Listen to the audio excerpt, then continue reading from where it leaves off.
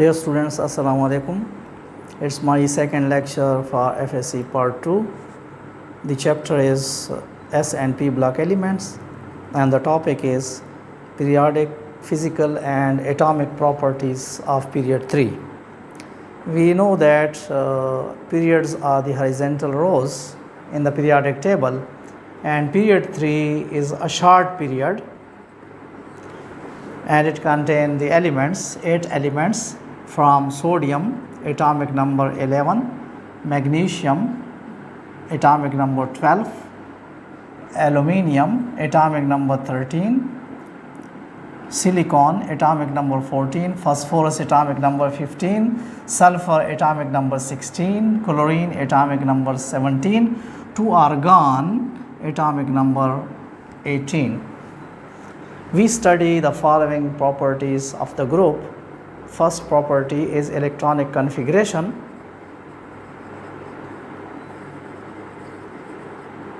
Of these elements. Second property is atomic radius, atomic radii. The third property is ionization potential or ionization energy. The fourth property is electronegativity. The fifth property is metallic character and electrical conductivity. Metallic character and electrical conductivity. And the sixth property is melting point and boiling points. Melting and boiling points.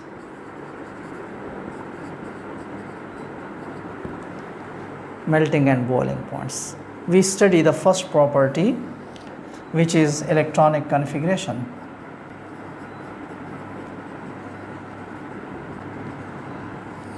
The electronic configuration of elements of period 3 ranges from NS1 to NS2 and NS2 NP1 to 6. It means that some members have 1 electron in the s orbital, the other members have 2 electrons, and rest of the members which are belonging to the p block, they may contain 1 to 6 electrons in the p orbital. Let us draw the electronic configuration of different elements. Sodium atomic number 11 has the configuration 1s2, 2s2, 2p6 and 3s1. It belongs to ns1 class. Magnesium atomic number 12 has the configuration 1s2, 2s2, 2p6 and 3s2. It belongs to ns2 group. Now when we move forward towards aluminium atomic number 13, it has the configuration 1s2, 2s2, 2p6, 3s2 and 3p1.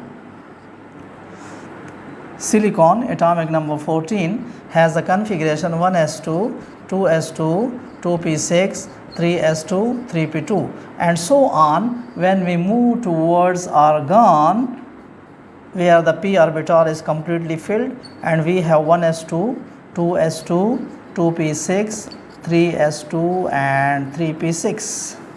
So sodium has ns1 configuration, magnesium ns2, and rest of the members have configuration ranging from np1 to np6. Second property of these elements is the atomic radius or atomic radii.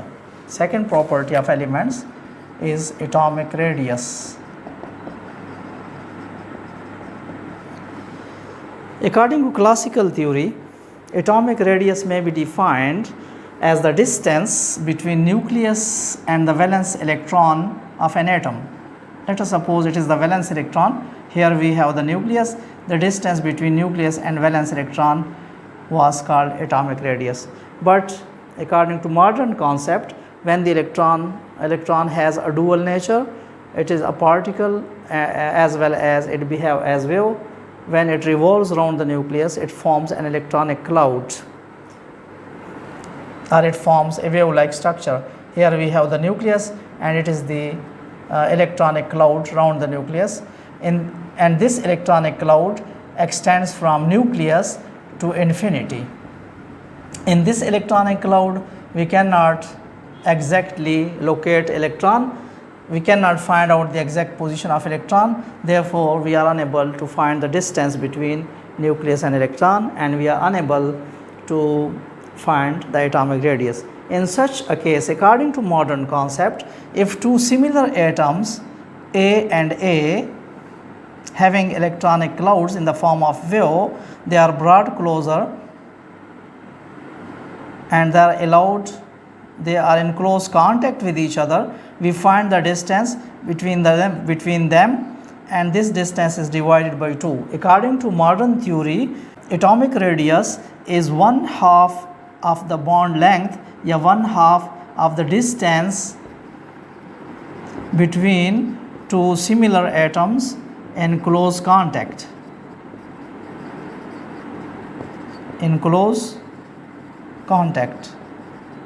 If we have two atoms in close contact, we find the internuclear distance between them and we divide it by 2. So we divide 1/2 of the distance, internuclear distance between two similar atoms in contact is known as a atomic radius. In case of period 3, we have 3 types of atomic radii. 3 types of atomic radii are observed in elements of period 3. For example, the first type is known as metallic radii. Second, covalent radii, and third, van der Waals radius.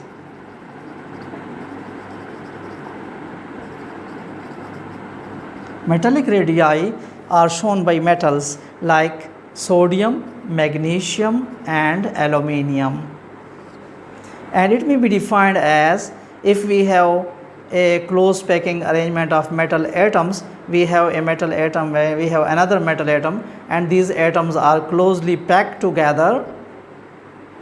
If in this close pack arrangement we find the distance between the nuclei of two metal atoms and divide it by 2, then it is called metallic radius. Metallic radius is 1/2 of the distance between two similar metal atoms in close contact. As metals have free electrons, they have a large size, therefore metallic radii are very large in the period. When we move towards silicon, phosphorus, sulfur and chlorine, they show covalent radii. Covalent radius may be defined as 1/2 of the distance between two similar atoms bonded through covalent bond. It is 1/2 of the distance between two similar atoms bonded covalently. As non-metal atoms are smaller than metal atoms, therefore covalent radii are usually smaller than the metallic radii.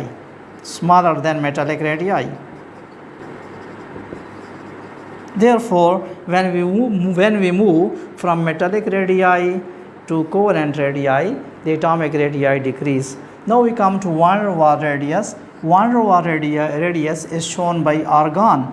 As argon atom do not form any bond and the atoms are attracted to each other through van der Waals forces, which are weak, and the atoms are very far apart from each other. So we can say that van der Waals radius is 1/2 of the distance between two noble gas atoms attracted to each other through van der Waals forces, through weak van der Waals forces. Van der Waals radii, they are always larger than covalent radii. However, we cannot compare them with metallic radii. There is no special effect found. For example, we cannot compare van der Waals radii with metallic radii. Sometimes van der Waals radius may be larger than metallic radius, and sometimes van der Waals radius may be smaller than metallic radius.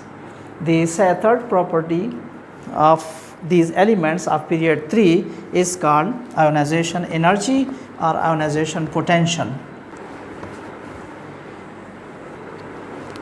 Third property is trends in ionization potential. Ionization potential or ionization energy may be defined as the amount of energy which is required to remove an electron from an isolated atom or gaseous atom in its ground state and produce positive ion or cation. We have a metal atom in gaseous phase and we supply energy to the atom and form positive ion or cation with the release of electron. This energy is known as ionization energy or ionization potential. For example, in case of sodium, gaseous sodium is converted into positive sodium ion by losing the electron, and the energy required in this case, which is called the ionization energy, is shown by positive value of delta H is equal to plus 496 kilojoule per mole.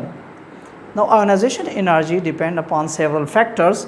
It depends upon the factors which affect ionization energy are number 1, A, nuclear charge. As the number of protons in the nucleus increase or the nuclear charge increases, the hold of the nucleus on the electron also increase. That is why ionization energy will increase. So ionization energy is directly proportional to nuclear charge. As the nuclear charge increases, ionization energy will also increase. Second factor is atomic radius. As the atomic radius increases, let us suppose we have a smaller atom and we have, it is the nucleus, and we have a larger atom. Now, as the size increases, the distance between nucleus and the electron increase, hold of the nucleus decreases. That is why ionization energy, when the size increases, ionization energy will decrease. Less energy will be required to remove the electron from a larger atom. So, ionization energy is inversely proportional to atomic radius. It is inversely related to atomic radius. Third factor which affect the ionization energy is shielding effect. We know that atom have many shells or many orbits. Now, if we have an atom having 3 shells, then the electron will be present in the outermost shell, and there will be 2 shells which will be present between nucleus and the outermost electron. Now, these intervening shells, the clouds of electrons which are present in the intervening shells, they will form a screen or shield, and they will hide nucleus from the valence electron. They will decrease attraction between nucleus and the valence electron. So, as the shielding effect increases, the attraction between nucleus and electron will decrease and electron will be easily removed. Less energy will be required to remove the electron. So, as the shielding effect increases, ionization energy decreases. Ionization energy is inversely related to shielding effect. Generally, the shielding effect decreases in the order s orbitals are better shielders than p orbital, p are better shielders than f, d orbitals, and d are better shielders than f orbital. The reason is that as we move forward from s to f, the number of nodes increase. That is why the shielding effect decreases. The last factor, the fourth factor, which is penetration of the valence electron into the charge cloud. Penetration of valence electron. The valence electron is not only revolving around the nucleus, but it is also oscillating back and forth. During this oscillation, it is known as, this movement is called oscillation or vibration. Now, the oscillating electron, during its oscillation, it enters into the charge cloud or electronic cloud, which is set by the lower Lang shells. Greater the penetration of the valence electron, greater are the chances that it will come closer to the nucleus, the attractive force will increase, and more energy will be required to remove the electron. The last factor is the electronic configuration. Electronic configuration. All those atoms which have completely filled or half filled orbitals are more stable, and it means that it will be difficult to remove the electron from these atoms. They will require a higher energy to remove the electron. That is why they will have high ionization energy. On the other hand, if the atoms have no completely filled or half filled orbitals, completely or half filled orbitals in the valence shell, they are less stable, which means that the electrons can be easily removed from these atoms. Low energy will be required to remove the electron. That is why they have lower ionization energies. Lower ionization energies. Now we study the trend of variation in the period 3. When we move from now we consider the trend how ionization energy varies in along period 3. We know that as we move along period 3 from sodium to argon, when we move from sodium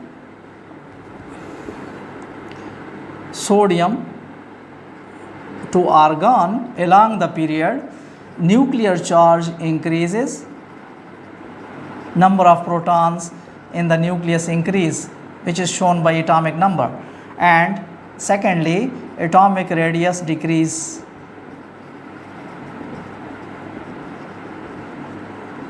Due to these two factors, the ionization energy will increase along a period.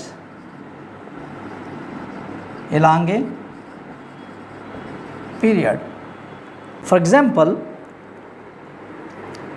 if we represent the ionization energies by arrows and the length of arrow gives the magnitude of ionization energy, let us suppose this arrow number 1, it represents the ionization energy of sodium, then the ionization energy of magnesium, it will be higher than sodium, and ionization energy of aluminium will slightly decrease.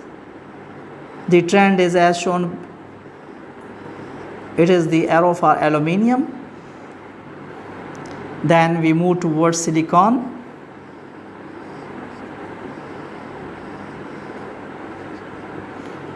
Phosphorus,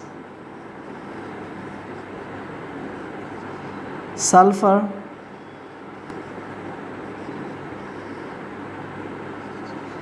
chlorine and chlorine. This trend shows that as we move forward, the ionization energy increases, but there are two unexpected behaviors observed in this change. For example, if we move from magnesium to aluminium, the first anomaly appears between magnesium and aluminium. When we move from magnesium to aluminium, the ionization energy decreases rather than increasing, and the second unexpected behavior is observed between phosphorus and sulfur. Here also the electronegativity decreases instead of being increased.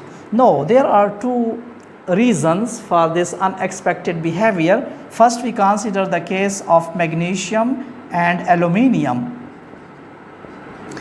In magnesium, the electronic configuration is 1s2, 2s2, 2p6 and 3s2.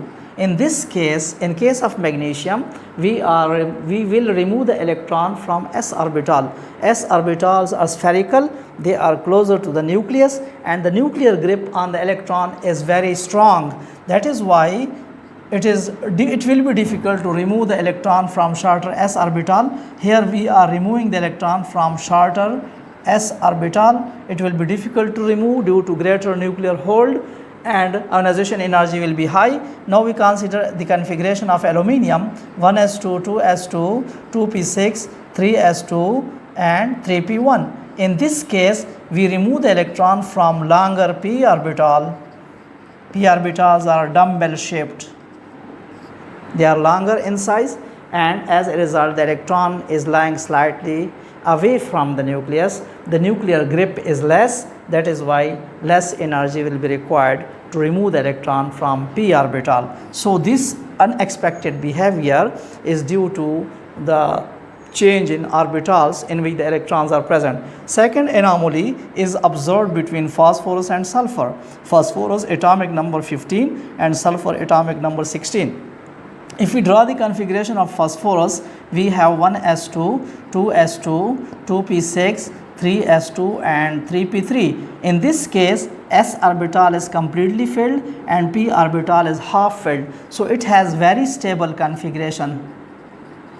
When it loses an electron, minus 1 electron, we get the configuration in the valence shell as 3s2, 3p2. Now in this case, s orbital is completely filled, but p orbital, 3p orbital is neither completely filled nor half filled. So we move to a less stable configuration.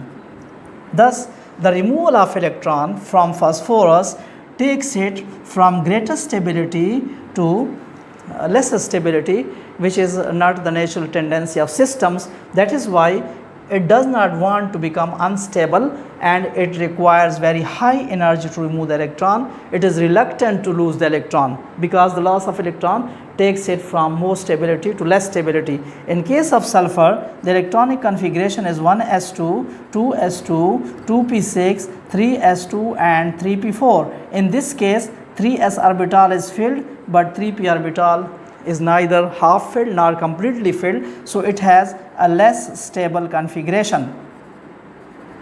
It is less stable. When it loses one electron, it moves to the configuration in the valence shell 3s2 and 3p3. Now in this case, s orbital is completely filled and 3p orbital is half filled. It is more stable configuration. It shows that the loss of electron by sulfur moves the sulfur atom from a state of less stability to a state of more stability, which is very much favorable. That is why it will lose the electron very easily and it will need less energy.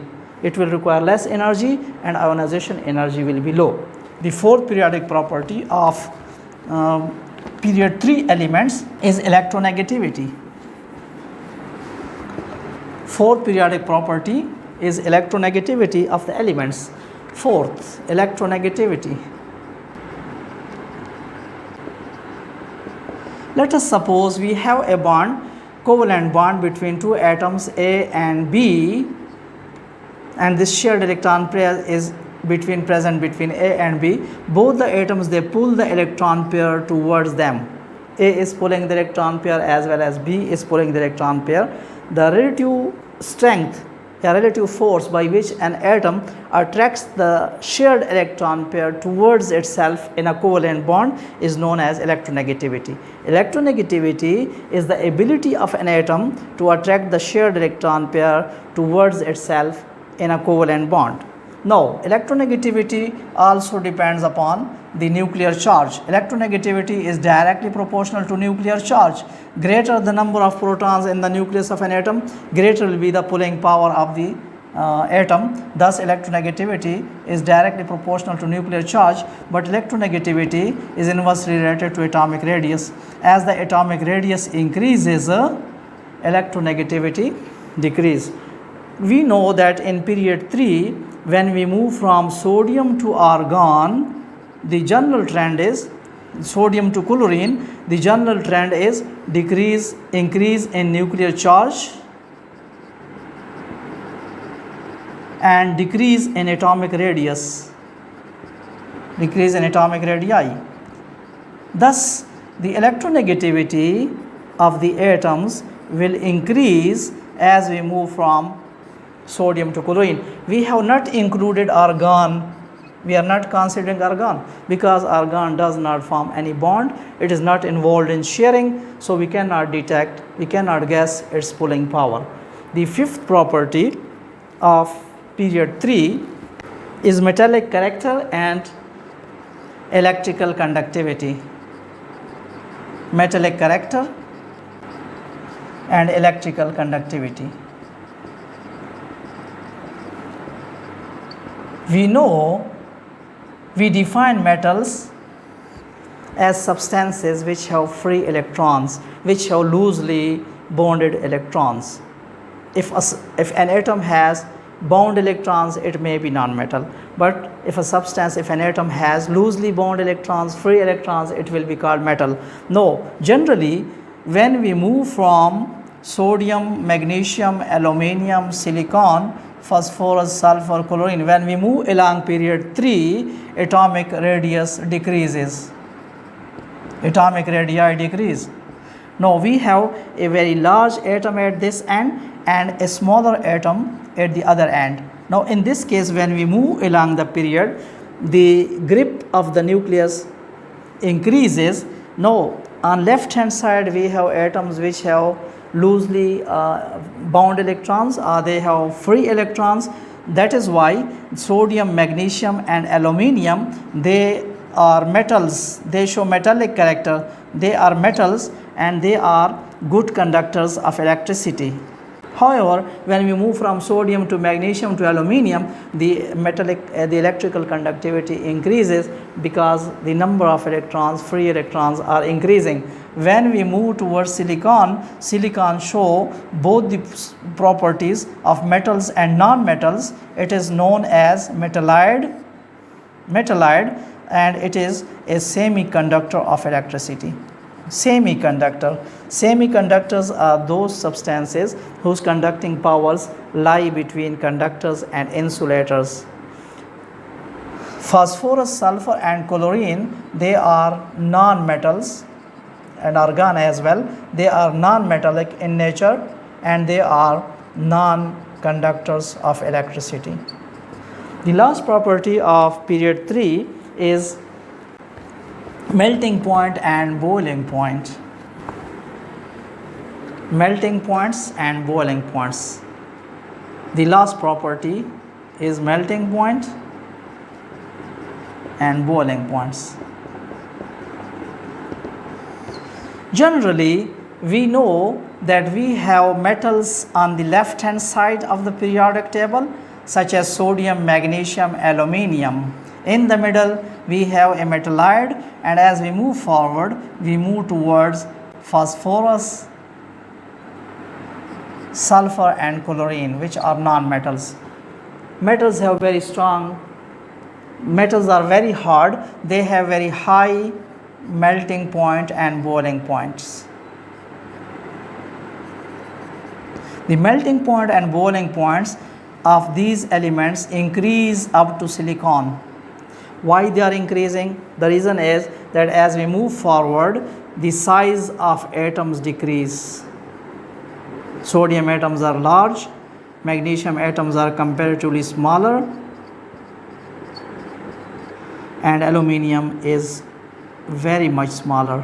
That is why as the size of the atoms increases, the atoms are very closely and strongly packed together and it is difficult to separate them. Silicon has the highest melting point in this case. As we move from sodium, magnesium, aluminium to silicon, up to the middle of the period, the melting points and boiling points increase, and then we move towards non-metals where the melting points and boiling points decrease. So the general trend is that in period 3, as we move along period 3, the melting points and boiling points first increase up to the middle, that is up to silicon, and then they begin to decrease. Allah Hafiz.